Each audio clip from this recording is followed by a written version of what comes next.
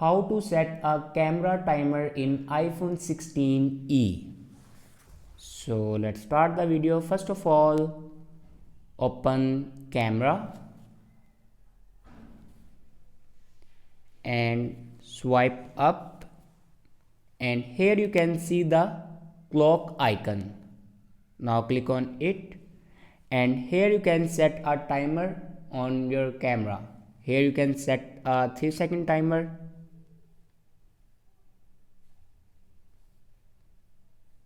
and here you can select a 5-second timer,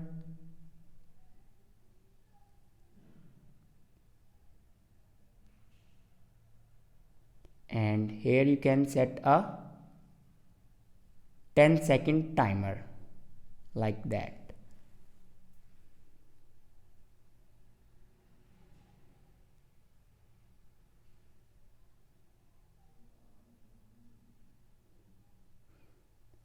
So this is the way to set a timer in iPhone 16e.